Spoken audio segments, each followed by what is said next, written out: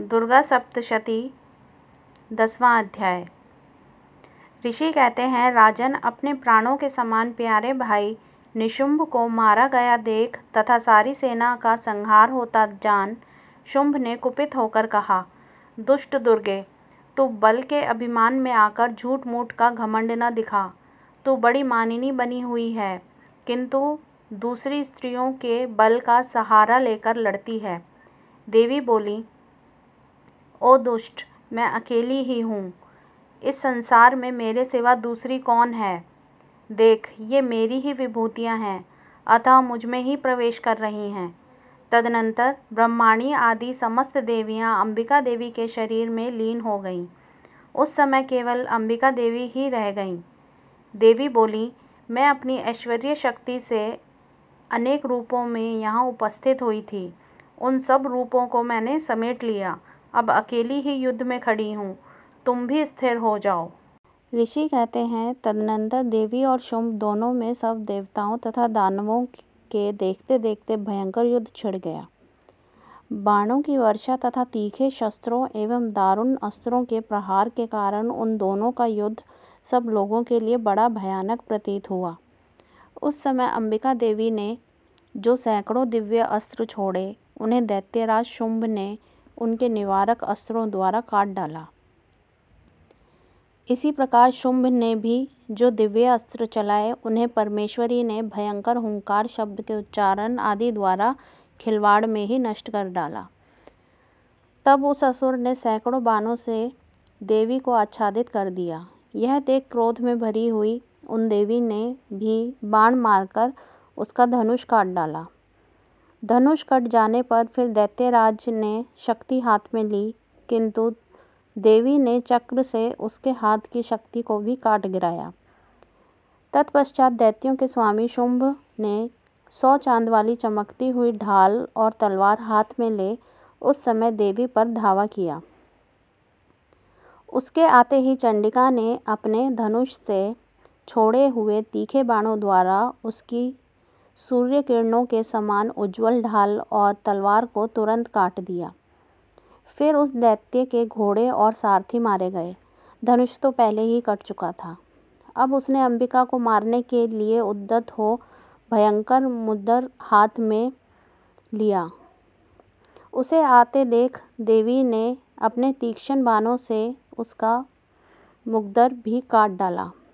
तिस पर भी वह असुर मुक्का तानकर बड़े वेग से देवी की ओर झपटा। उस दैत्यराज ने देवी की छाती में मुक्का मारा। तब उन देवी ने भी उसकी छाती में एक चांटा जड़ दिया। देवी का थप्पड़ खाकर दैत्यराज शुंभ पृथ्वी पर गिर पड़ा, किंतु पुनः सहसा पूर्ववत उठकर खड़ा हो गया। फिर वह उछला और देवी को ऊपर ले जाकर आकाश में खड़ा हो गया। तब चंडिका देवी आकाश में भी बिना किसी आधार के शुंभ के साथ युद्ध करने लगी। उस समय दैत्य और चंडिका आकाश में एक दूसरे से लड़ने लगे। उनका वह युद्ध पहले सिद्ध और मुनियों को विस्मय में डालने वाला हुआ। फिर अंबिका ने शुंभ के साथ बहुत देर तक युद्ध करने के पश्चात उसे उठाकर घुमाया और पृथ्वी पर पटक दिया। पटके जाने पर पृथ्वी पर आने के बाद वह दुष्टात्मा दैत्य पुनः चंडिका के साथ वध करने के लिए उनकी ओर वेग से दौड़ा। तब समस्त दैत्यों के राजा शुंभ को अपनी ओर आते देख देवी ने त्रिशूल से उसकी छाती छेदकर उसे पृथ्वी पर गिरा दिया। देवी के त्रिशूल की धार से घायल होने पर उसके प्राण पखेरु उड़ गए और वह समुद्रों, द्वीपों तथा पर्वतों सहित समूची पृथ्वी को कांपाता हुआ भूमि पर गिर पड़ा।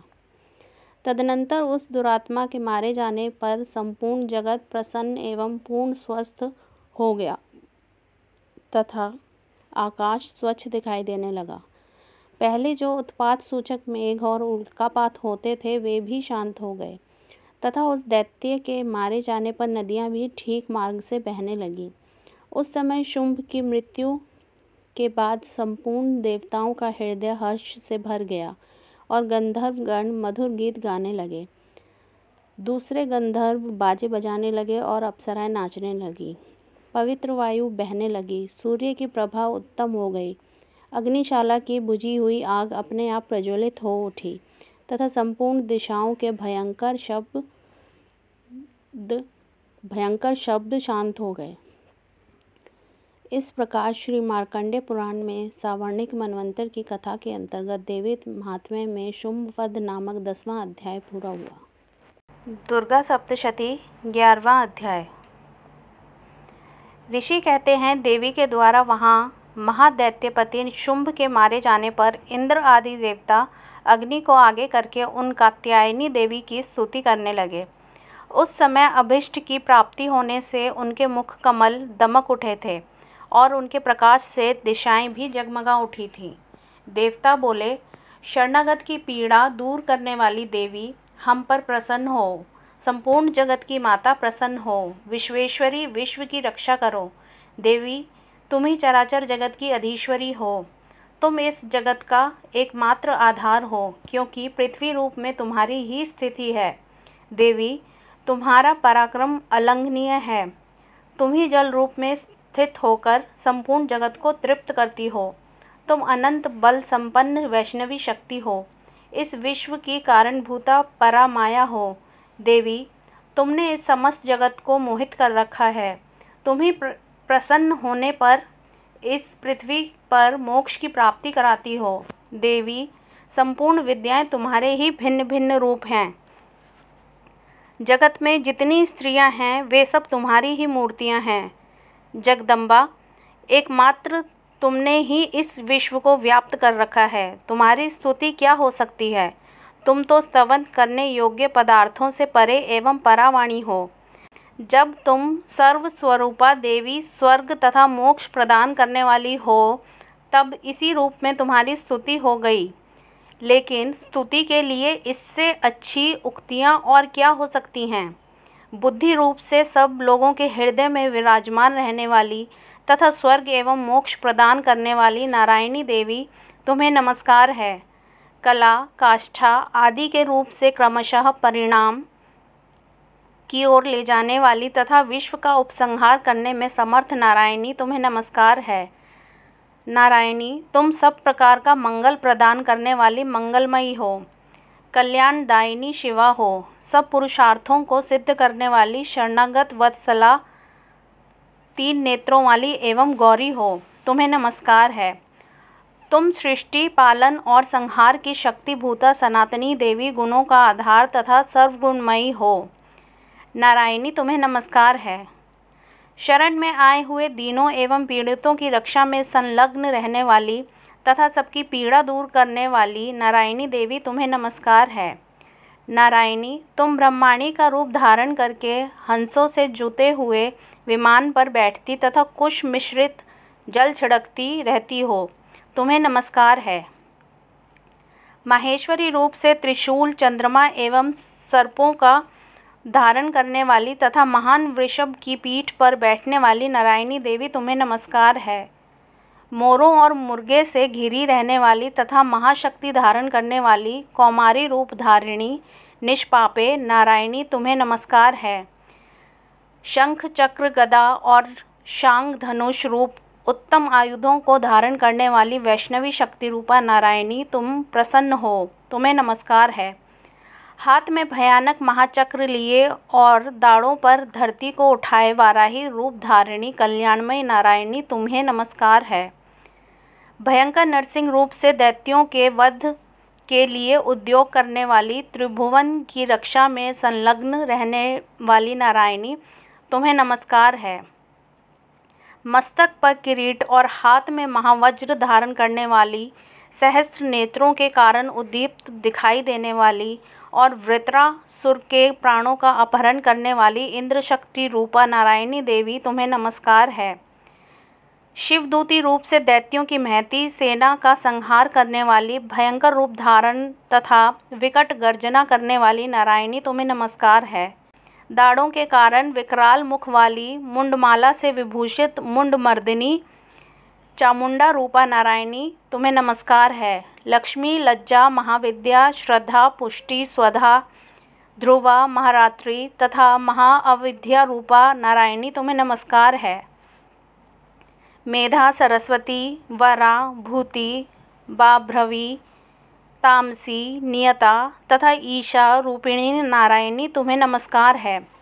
सर्वस्वरूपा, सर्वेश्वरी तथा सब प्रकार की शक्तियों से संपन्न दिव्य रूपा दुर्गे देवी, सब भयों से हमारी रक्षा करो, तुम्हें नमस्कार है। कात्यायनी, यह 3 लोचनों से विभूषित तुम्हारा सौम्य मुख सब प्रकार के भयों से हमारी रक्षा करे, तुम्हें नमस्कार है।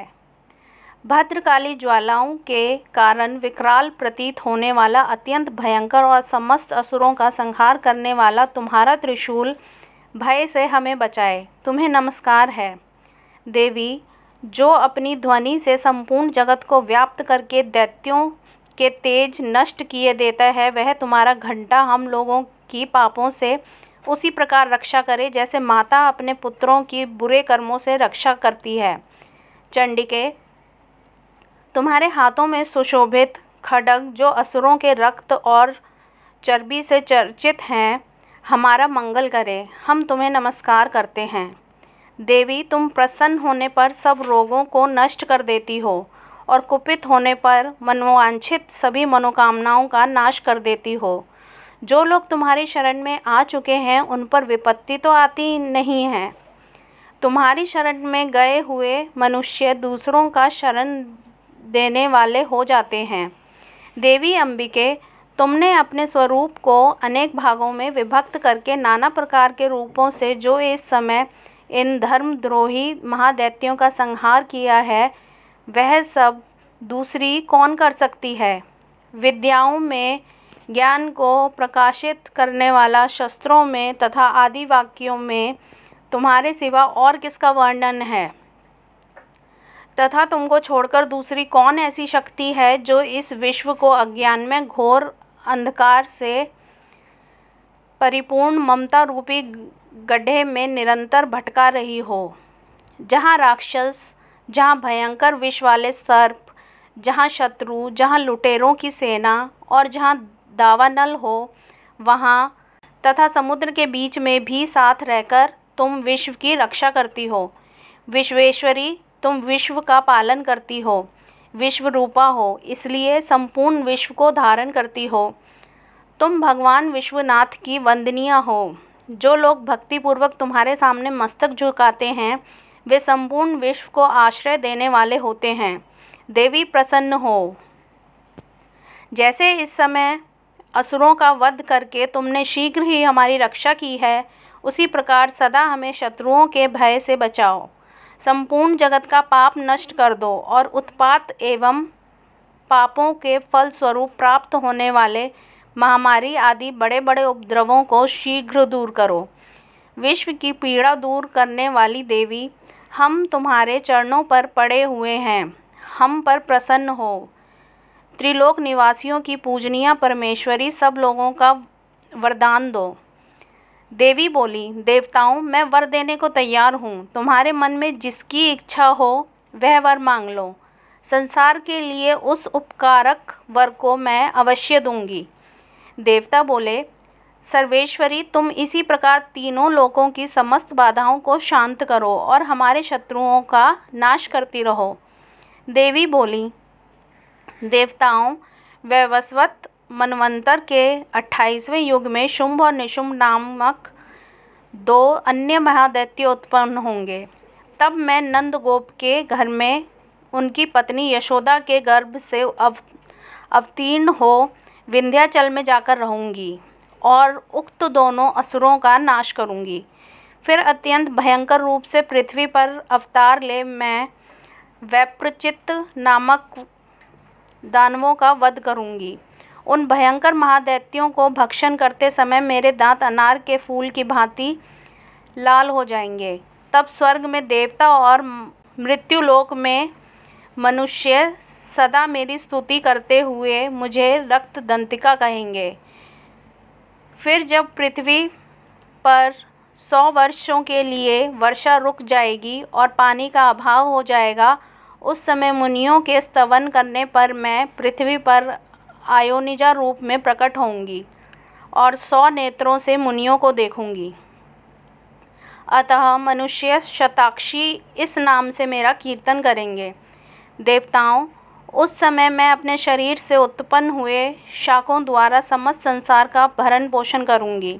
जब तक वर्षा नहीं होगी तब तक वे शाक ही सबके प्राणों की रक्षा करेंगे। ऐसा करने के कारण पृथ्वी पर शाकंभरी के नाम से मेरी ख्याति होगी। उसी अवतार में मैं दुर्गम नामक महादैत्य का वध भी करूँगी। इससे मेरा नाम दुर्गा देवी के रूप से प्रसिद्ध होगा। फिर मैं जब भीम रूप धारण करने वाली मुनियों की रक्षा के लिए हिमालय पर रहने वाले राक्षसों का भक्षण करूँगी, उस समय मेरा नाम भीमा देवी के रूप में विख्यात होगा। जब अरुण नामक दैत्य तीनों लोकों में भारी उपद्रव मचाएगा, तब मैं तीनों लोकों का हित करने के लिए 6 पैरों वाले असंख्य भ्रमरों का रूप धारण करके उस महादैत्य का वध करूँगी। उस समय सब लोग भ्रामरी के नाम से चारों ओर मेरी स्तुति करेंगे। इस प्रकार जब जब संसार में दानवी बाधा उपस्थित होगी, तब तब अवतार लेकर मैं शत्रुओं का संहार करूँगी। इस प्रकार श्री मार्कंडेय पुराण में सावर्णिक मनवंतर की कथा के अंतर्गत देवी महात्म्य में देवी स्तुति नामक 11वां अध्याय पूरा हुआ।